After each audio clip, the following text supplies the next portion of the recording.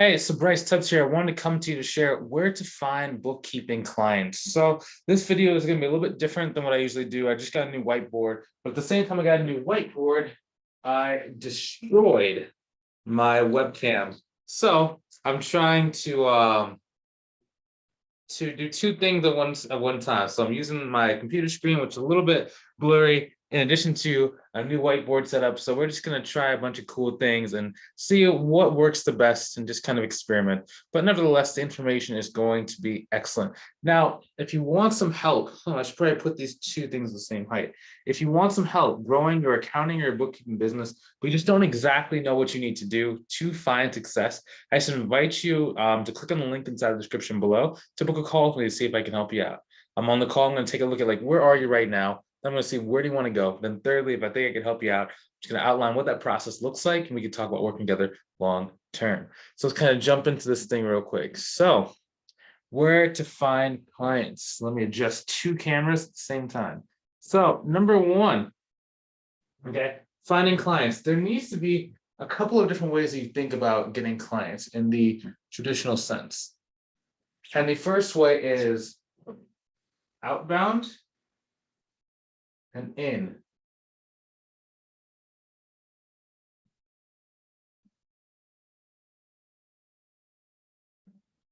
This is actually the easiest way to think about marketing, to think about sales, and just think about how to grow a business in general. Let me see if I can get this thing up a little higher. Cool. Number one, okay, so this is all about social media. When we say outbound, that means you're actually going and building relationships with business owners that can afford to pay you the prices that you want. Right now, not every single business owner is created equally, so you need to learn how to utilize social media to be able to get the right people to understand what you do and how you can help them out. Okay, a couple ways you do that and use social. Number one is content. So that can be written posts, that can be blog posts, that can be videos just like this. Now, keep in mind, whenever I'm working with someone inside of the private mentorship program, we don't really do a lot of content. We don't really write blogs, we don't really do anything like that. Because I have noticed that does take a little bit more time than what the average person does have. But if you're doing this on your own, content is not a bad first step. It's not a bad first step, okay? I personally like content long term because it allows you to be able to build an audience and hold trust with people who, are going to end up paying you money long term. So content is generally really, really good. I like having content that agitates, educates, and indoctrinates.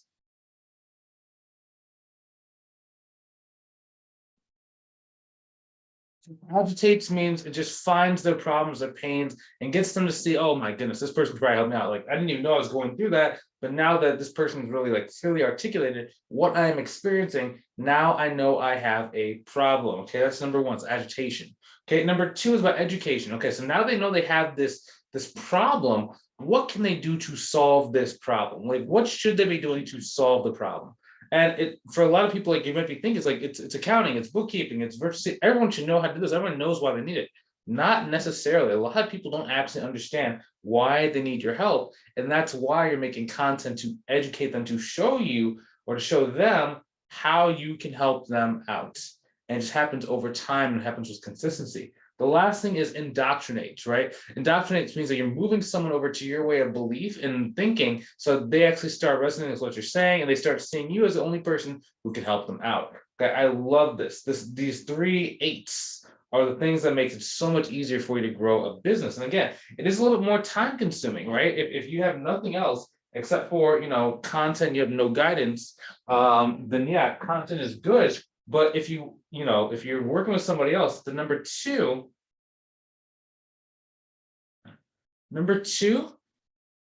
comes from virtual networking.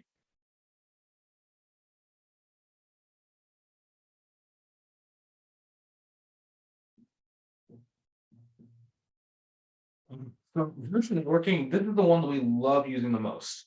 Okay, it's just the simplest, easiest, most straightforward to actually go and to get clients very, very quickly. Okay, so number one reason why virtual networking is super important, and I'm just kind of just right underneath this. So virtual networking. Remember, one reason why it's super important is one, can identify targets. Right, so basically identifying targets means that you're able to go and find out who is the person that's going to pay me the most money. Generally, it's going to come down to what is their mindset. Generally, it's going to come down to, how much buying power do they have. Number three, it's like, how do they see their industry? Number four, are they trying to grow their company? Are they trying to stay small? Number five, do I have something in place that is, basically a competitor? If the answer to those is no, then it's very easy for you to kind of move in and close the deal very quickly. Number two with this is conversations.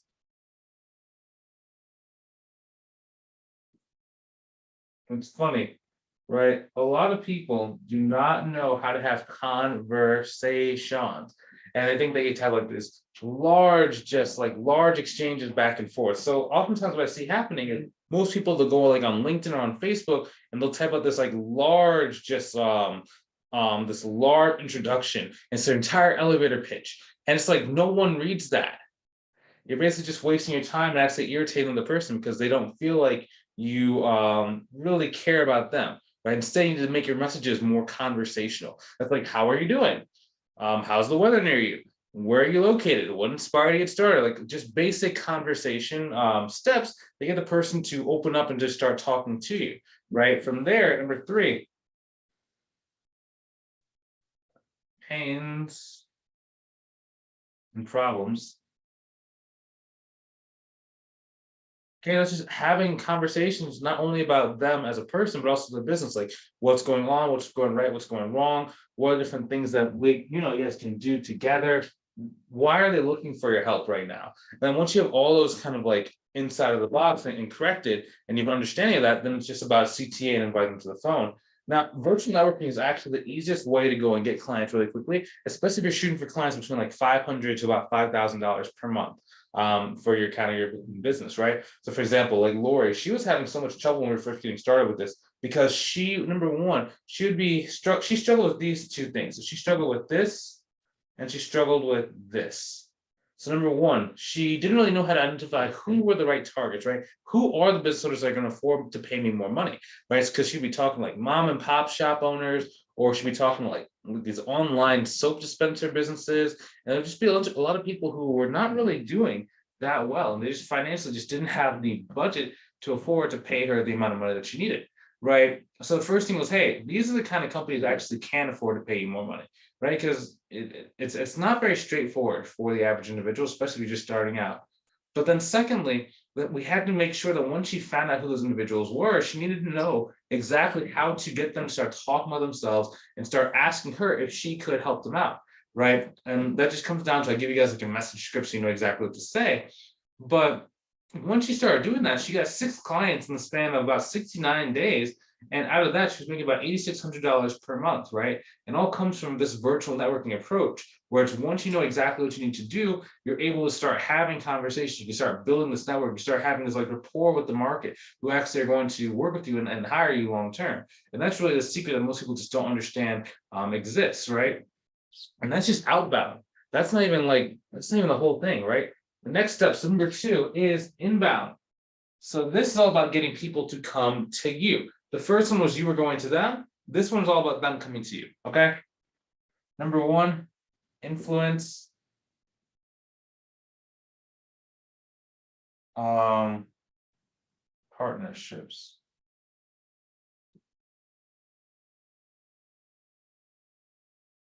Okay, influence and partnerships. So they're slightly different. So influence is a score that a person has with how they can direct people to move towards the thing that the influencer wants, right? Basically what that means is there's certain individuals online and in person who already have your ideal client sitting inside of their pocket. Maybe they've been working together for months, years, decades, whatever, right? Or they've been friends, or they've just been around the networking scene for a really long time, right? So when they tell people to go, generally people listen and they follow what the influencer says, right?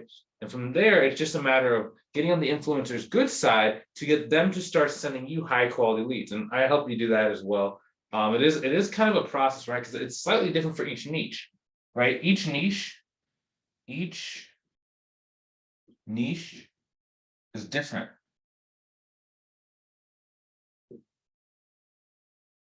For example, for if you're working with like real estate agents or real estate investors, your niche, bankers will be a good one, right? Bankers, people that go, loan officers, mortgage officers, credit repair people, those would be the influential people. If we're going after cannabis, it would be actually let's not talk about cannabis.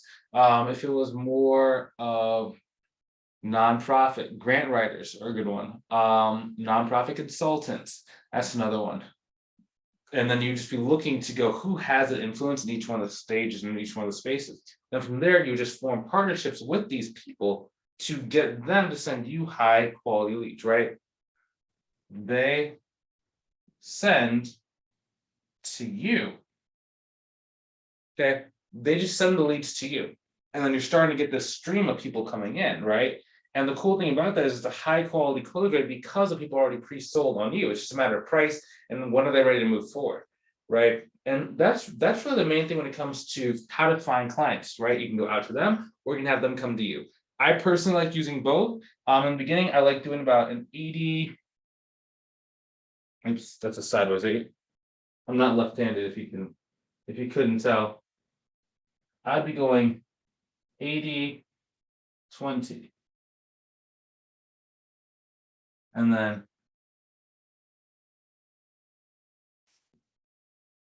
so in the beginning, right, I'm going about 80-20. It means 80% of my time is going to be spent outbound, 20% is going to be spent inbound. However, as I start getting more and more clients and I start growing my client base and start getting close to 10K, 15K, 20K per month, right, you're not going to have as much time to go outbound to the market. So it's going to be more of like 30% is outbound relationship building, 70% is inbound referral partnerships and people who are sending you leads. And that's really where my students have really seen the biggest benefit is being able to switch over time. For example, Melissa Hernandez, when she was growing, she literally focused 90% of her time on the inbound, right? She was able to get up to about $9,400 per month in the span of in the span of like 40 days because she was able to go and get the right size people and influence people to start sending her leads, right? And that's really what the key is for most people, especially if you already have a number of clients or your time's a little bit sparse. And that's really the biggest thing, right? That's the biggest thing for how to find clients. Now, hopefully you've enjoyed this video. Hopefully you've learned something from this video. I'm super excited that, I was able to share this. It's kind of cool because we do have this whiteboard now. I've always wanted to have a whiteboard. So yeah.